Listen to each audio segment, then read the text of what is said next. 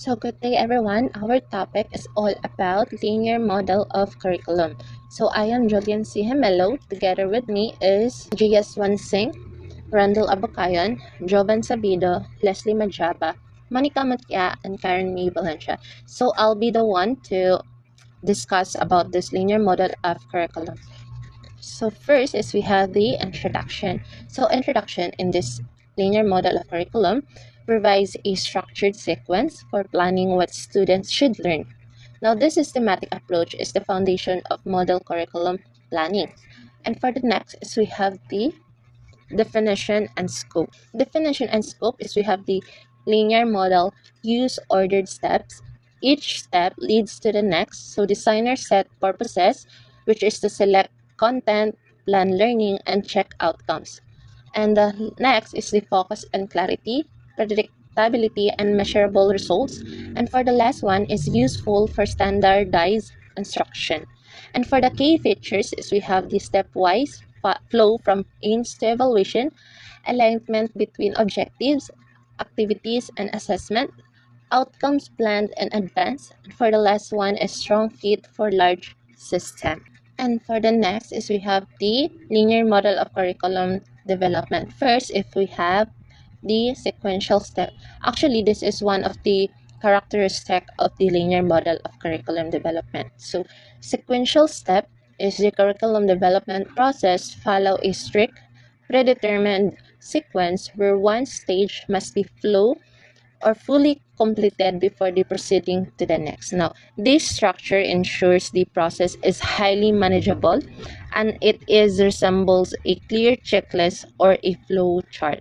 So, the advantage of sequential steps is we have the high accountability and progress tracking. So, administrators can easily track development progress and ensures deadlines are met for each distinct or the segmented piece. And the possible challenges is the stifled innovation and rigidity. Now, the fixed order makes it difficult to cycle back and revise initial decisions like objectives if a new data or superior resources are discovered during later stage like implementation. So, for example, is the standardized or the K-12 textbooks. A state community or committee must complete the defining objectives steps before they can start the selecting content step for a new curriculum, even if late breaking research suggests a change to the foundational goal. So the diagnosis of needs of this situational analysis, which is the sequential steps. So this initial step involves identifying the problems, needs, and gaps in the existing educational system or within the target learners, which is the student's performance or the societal needs or the new legal requirements. And for the purpose of the sequential steps is it sets the connect and provides the rationale for the entire curriculum project while often seen as a separate. It strongly informs the objective steps. And for the second characteristic of linear model curriculum development is we have the objective driven. So the curriculum design is centrally built upon the formulation of clear, measurable educational purposes or the objectives that serve as the initial foundation. So, objectives act as the blueprint for all other decisions, guiding the selection of content, teaching methods, and evaluation tools to ensure all activities are aligned toward specific observable learning results. So, for the advantage of this objective driven is we have the clear focus and alignment. So, it ensures every instructional activity is directly aligned with a specific predetermined learning outcome, making teaching highly focused and also efficient. And then for the possible challenges is we have the tunnel vision or means and the reverse half. So the heavy focus in achieving specific narrow targets can cause teachers to prioritize the lesson plan, which is the means, over holistic student learning or overlooking originally emerging learning opportunities. So the example for this is we have the corporate training program all module content is designed solely to meet the target objective, which is that trainees will correctly identify the 90% of illegal data handling practices, prioritizing this narrow, measurable skill over broader ethical reasoning. And for the core stage about this objective driven is we have the formulation of objectives. It is a clearly and precisely defining the educational goals and specific learning outcomes that the students are specific to achieve. And the focus of this must be measurable and stated in terms of desired behavioral changes in the learner. So these objectives serve as the blueprint of all subsequent actions. And for the third characteristic of linear models, we have the rational and systematic. So these models employ a highly logical, structured, and organized framework for all decision making within the development process. So this approach aims for efficiency, consistency, and reproducibility by treating a curriculum creation as a precise, engineered task where every decision is based on a predictable, rational, and structured plan.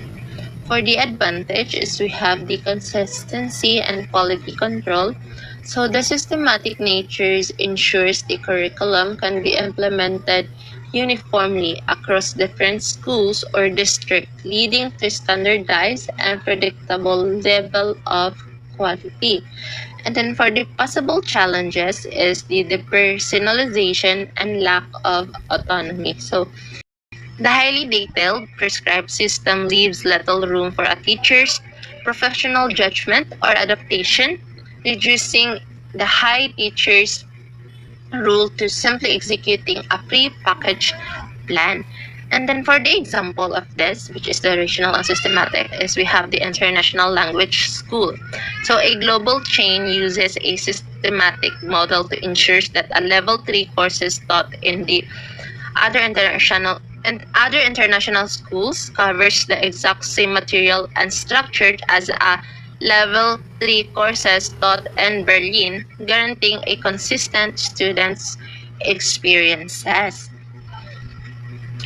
And then the selection of content of regional and systematic, it is choosing the subject matter facts, the concepts, the principles, and skills that are relevant and necessary to achieve the formulated objectives. And then for the criteria, content must be valid or the accurate, significant or the important, and also the appropriate, which is matched to student maturity, and utility, which is useful for real life actions. And then for the fourth characteristic of linear models of curriculum development is we have the less flexible. So linear models are often criticized for their rigidity and difficulty in adapting to unexpected changes, unique context, or external feedback received during implementation. So the curriculum or this model views the curriculum as a fixed plan to be executed. The lack of an easy feedback loop or provision for the contextualization can lead to one-size-fits-all approach that ignores local students' needs or changes in the educational environment. So for the advantage is we have the resistance to fads or distractions. So the fixed structure provides stability, preventing the curriculum from being constantly altered by every new pedagogical trend or temporary external pressure. So for the possible challenges is we have the inability to respond to contextual shift. So the curriculum may quickly become outdated or irrelevant if a major event occurs to into a new scientific breakthrough or a sudden technological shift because the model does not support rapid systematic adjustment. And then for the example of this is we have the college engineering program. A curriculum designed 5 years ago struggles to integrate a new essential software tool like AI-driven programming that has become industry standard after the initial impressible design was finalized.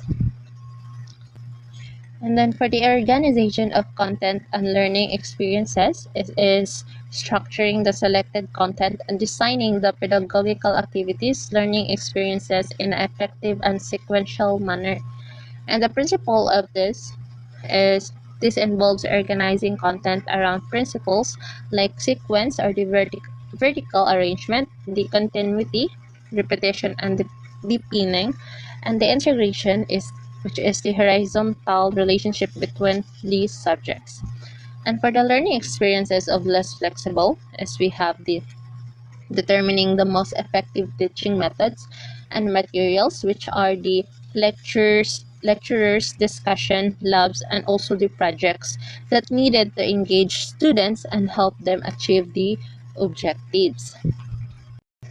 And then for the last characteristic of linear models of curriculum development is we have the focuses on measurable outcomes. So the emphasis on clear, accountable objectives naturally causes the curriculum to prioritize learning results that can be easily and objectively assessed. So this priority is driven by the need to prove accountability. It tends to favor knowledge acquisition and simple skills that are easily or quantifiable via standardized testing rather than the subjective evaluation. And then for the advantage of the focus on measurable outcomes, we have the easier evaluation and accountability. So clear, measurable outcomes make it straightforward to design valid assessment and prove to stakeholders, which is the parents and the government, exactly what students have learned. And then for the possible challenges, is we have the curricular narrowing and over-testing. Teachers may feel pressure to teach to the test, overemphasizing measurable content while neglecting essential, difficult to measure skills like creativity, critical problem solving, or the collaboration. And then, for the example, is the standardized test preparation. So the curriculum is entirely focused on content appearing on the exam, while students improve their test scores like measurable outcomes may not develop in deep transferable conceptual understanding of this subject matter. And then it is the final steps also which involves measuring, assessing whether the objectives defined in step 2 have been successfully achieved by the learners or focuses it uses on a various assessment tools which are the tests, the projects, and also the observations to determine the curriculum's effectiveness. Now, in a strictly linear model, this step typically marks the end of the process. Through its finding might inform the next cycle of development. And those are the five types of or the five characteristic of linear models of curriculum development. And then that's end of my discussion rather. So next is, there are several models follow this approach. This includes Ralph Tyler's rational linear model in 1949, and then Hilda Taba's grassroots rational model in 1962. Next is Franklin Bobbitt's scientific curriculum making in 1918, and Dexter Wheeler's cyclical model in 1967. All used order stages. Each model stresses a different part of the process. Next is Tyler's model. So Tyler's model is the most known out of the four.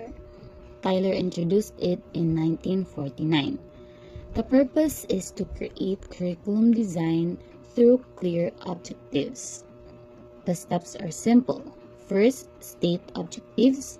Second, select learning experiences linked to those objectives. Third, organize the experiences in logical order. And fourth, set evaluation methods to check if learners reach the objectives. So, the sequence is strict. Objectives guide the whole design. Activities follow the objectives. Organization creates flow, and then evaluation checks the final result. So Tyler's model has its own strengths. It is simple for teams. It aligns objectives with assessment. It works well for district or national plans. But there are also limits. The focus on measurable outputs may narrow learning. Students' interest and context may be overlooked. Complex skills may not fit the structure. So here's an example. A grade 9 ecology unit can follow Tyler's steps. Objectives focus on food chains and human impacts. Learning uses a lab, field observation, and a project. Activities go from concept lessons to fieldwork to the final project. Evaluation uses lab reports, a rubric, and a short test. Next is TABA's model. TABA's model offers a teacher-led approach. TABA introduced it in 1962. She wanted curriculum built from the classroom upward. Her steps begin with diagnosis. First, check learner needs and context. Second, state objectives based on those needs. Third, select content. Fourth, organize the content. Fifth, choose learning experiences. Sixth, sequence those experiences. Seventh, create evaluation tools. And lastly, gather materials and resources. The sequence starts with real classroom needs. Objectives come from the diagnosis.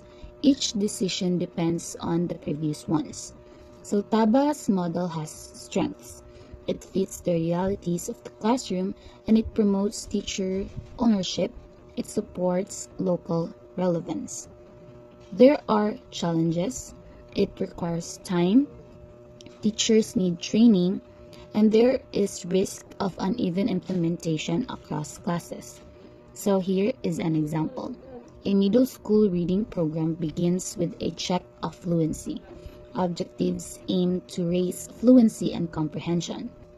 Content uses leveled texts and organizers. Learning includes guided reading and targeted mini lessons.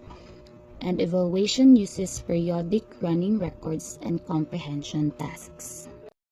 Next is Babbitt's approach. So Babbitt's approach shaped early curriculum theory. He used ideas from industrial efficiency. He broke social tasks into small objectives. His steps follow this order.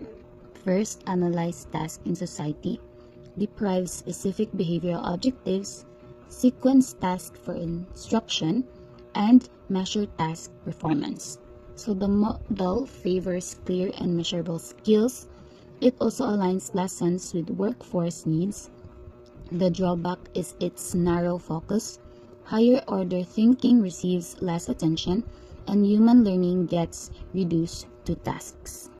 Next is Wheeler model. So Wheeler's model adds a review step.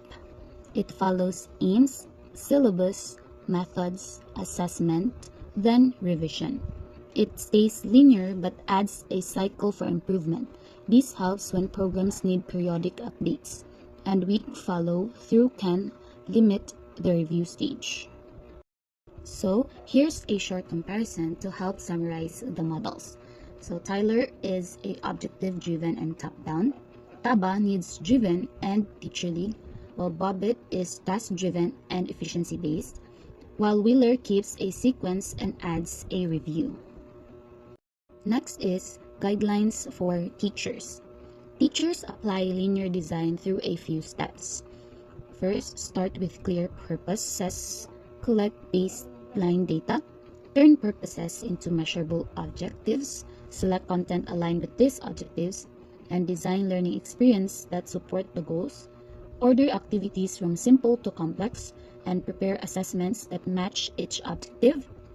After first use, schedule a quick review and then revise the unit based on evidence. So, Here's a simple 4-week unit shows this in practice. So week 1, introduce concepts and gather based on data. Week 2, gives guided practice and short quizzes. Week 3, uses extended tasks and project work. While week 4, completes final assessment and reflection. These results guide future revisions. So linear models offer several advantages to schools. So they support predictable instruction, they provide clear accountability, and they match well with standards and exams. They simplify materials development and teacher training. And there are also limits. These models reduce flexibility. They do not handle interdisciplinary work well. They encourage teaching to the test. And student voice may be reduced when diagnosis is missing. So, how do we improve linear design? So, linear design improves when schools add early diagnosis, short feedback cycles, performance tasks, teacher involvement, and student reflection. So, here's a simple checklist help keep the design on track. Objectives must be measurable, baseline data must be recorded, content must match objectives, activities must progress from simple to complex, and assessments must align with each objective, resources must be prepared, and formative checks must be scheduled. A post-implementation review must be planned. So this explains the full structure of linear curriculum models. These models provide order and clarity. They work well for a large-scale instruction, and they also need careful use to avoid limits in creativity and student engagement. In conclusion, linear models of curriculum development provide a structured and predictable approach to designing educational programs, emphasizing clear objectives, alignment, and accountability. While they ensure efficiency and measurable outcomes, they can be rigid and may prioritize testing over holistic learning. By understanding their strengths and limitations, educators can effectively utilize these models to create a high quality and standards aligned curricula. And that will be all for our discussion. Thank you and God bless.